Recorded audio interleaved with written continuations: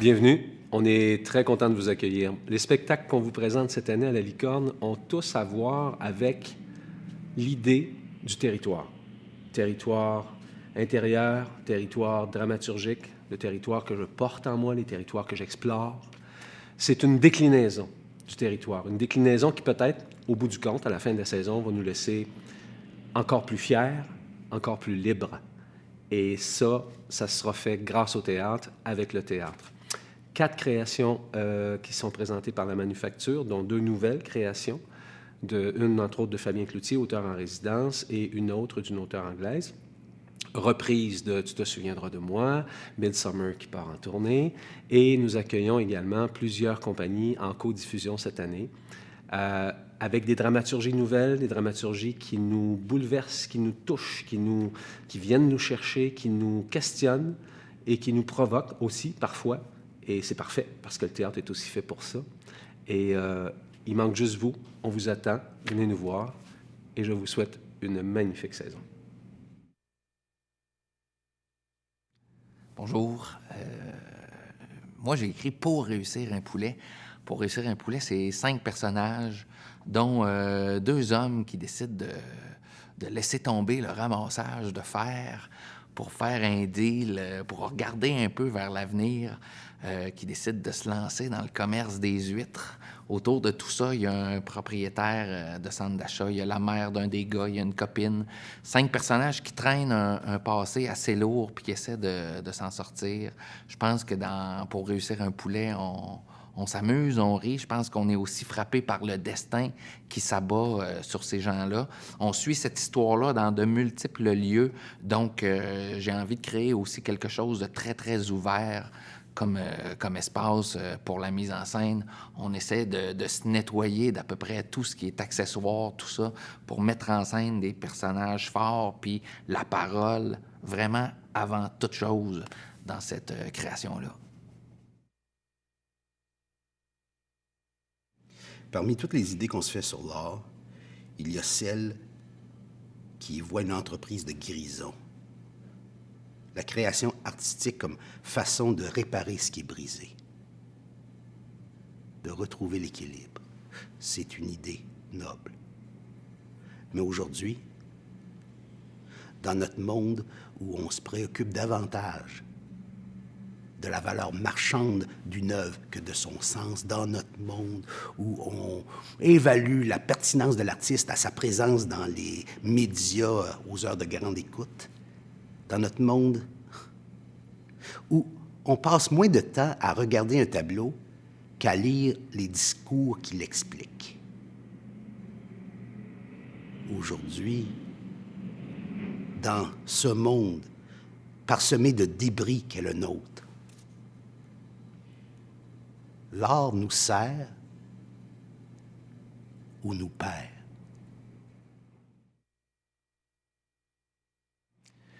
Midsummer, c'est Bob et Elena qui viennent vous raconter comment ils se sont rencontrés lors d'une fin de semaine du solstice d'été à Édimbourg. Ils ont tous les deux 35 ans. Ils sont un peu face à un mur. C'est-tu ça qui est ça? C'est-tu la vie que je vais avoir pour le restant de mes jours? Bob est un vendeur de voitures volées, Elena une grande avocate. Ils ne devraient jamais se rencontrer, ils ne devraient même jamais coucher ensemble, mais ils vont le faire, heureusement pour nous. Commence alors une longue et folle fin de semaine à travers les rues d'Édimbourg parce que Bob a la bonne idée de demander à Elena de l'aider à dépenser les 15 000 $ cash qu'il a dans un sac de plastique. Il devrait les déposer à la banque. C'est ça que son boss lui a demandé. Mais on ne fait pas toujours ce qu'on devrait, heureusement. Si vous aimez les comédies romantiques drôles, intelligentes, avec la musique, si vous avez envie de sortir du théâtre avec un sourire accroché d'en face, venez voir Midsummer. Alors, tu te souviendras de moi, ça parle d'un historien qui a des problèmes avec sa mémoire, donc qui perd la mémoire à court terme.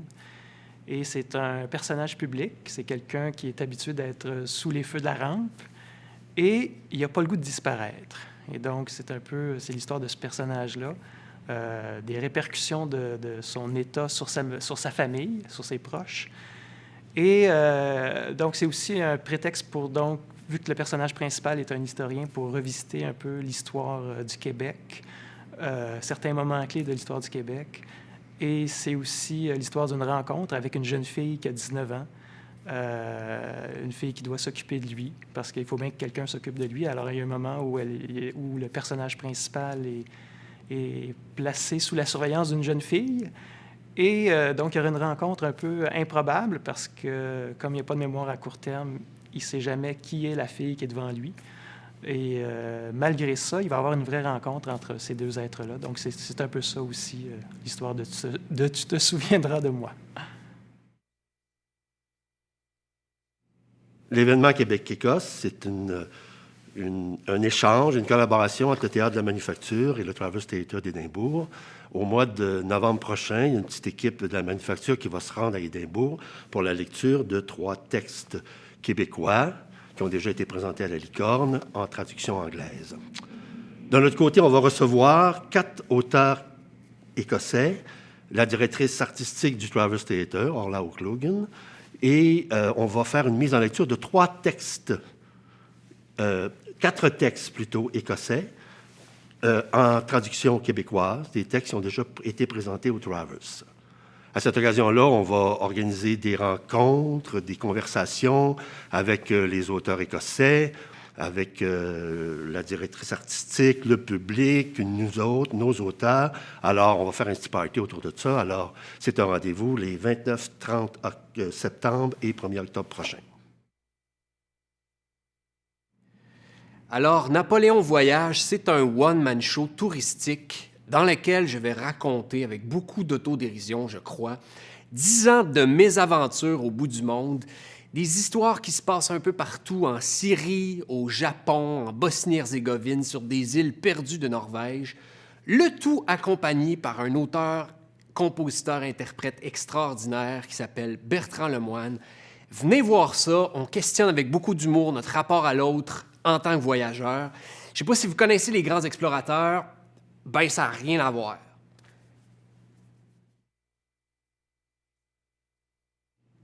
L'homme invisible est The né... Invisible Man was born in Timmins, Ontario.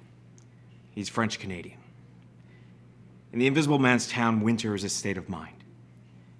In the Invisible Man's country, the seasons change from day to day, from person to person.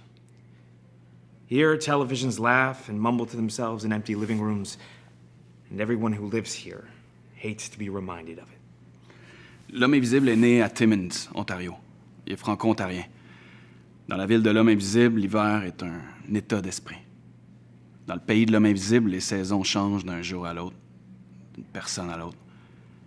Ici, la télévision, ça raconte des bonnes tout seul dans le salon. Ici, tout le monde a peur de la mort et se dépêche.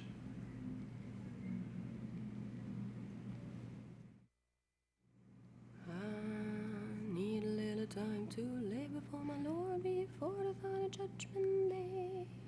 I need a little time to preach his holy words to the sinner along the way. Every minute that I have to tarry here below, I try to make my lamp to shine. I'm ready anytime when you call me, Lord, but give me just a little more time.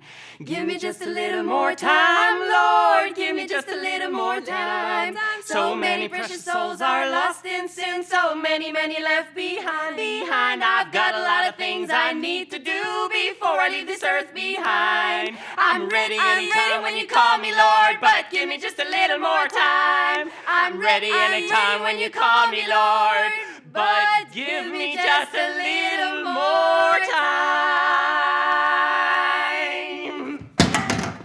Oh mon Dieu, c'est bon?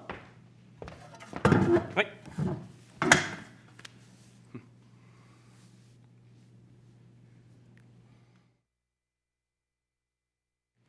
Donc, la pièce Tribu, c'est l'histoire de Billy. Billy est un jeune homme sourd de naissance et qui a grandi dans une famille un petit peu particulière, une famille très protectrice, une famille au mécanisme de communication, disons, plutôt particulier. Et puis, ils n'ont pas appris le langage des signes à Billy pour pas que Billy se sente différent des autres. Donc, il a appris à lire sur les lèvres, tout ça, et il évolue à l'intérieur de cette famille-là. Et puis, Billy va rencontrer une jeune fille qui va lui apprendre le langage des signes. Et là, ça va redéfinir, en fait, son son rapport au langage, à la communication et tout ça. Et ça va redéfinir un petit peu la place qu'il a dans sa famille, donc dans sa tribu. Moi, je joue Daniel, en fait, qui est le frère de Billy. Et puis, tous les membres de cette famille-là ont des rapports un petit peu très particuliers les uns avec les autres. Ils ont besoin les uns des autres, mais en même temps, ils se repoussent, ils se détestent, mais ils s'adorent. Et puis, c'est un peu comment ils se définissent, en fait, les uns par rapport aux autres. Donc voilà.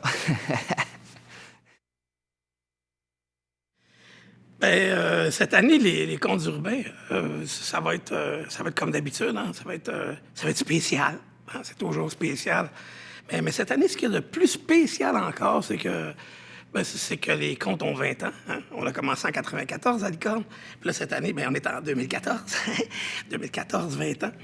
Fait qu'on devrait avoir beaucoup de plaisir. Et puis, bien, comme d'habitude, c'est la thématique de base, là, la ville dans le temps des fêtes, une histoire qui se passe en ville dans le temps des fêtes. Mais il y a quelque chose de plus cette année. Puis le plus, c'est que toutes les histoires vont être racontées par des femmes. La plupart d'entre elles, même, vont être écrites par des femmes, mais vont être racontées au moins par des femmes. La musique, ça va être une ou des femmes. Je ne sais pas encore, mais ça s'en vient. Et puis la direction d'acteurs sur ce show-là, ce qu'on appelle, nous, la mise en compte, bien, ça va être Brigitte Poupard. Hein? Vous connaissez sûrement Brigitte. Elle a fait plein de trucs. Je pense que ça va être le fun. Je pense qu'il ne faut pas le manquer, celui-là. En tout cas, si vous le manquez, je vais vous parler quand même. Peut-être avec un moins grand sourire. Ouais. OK?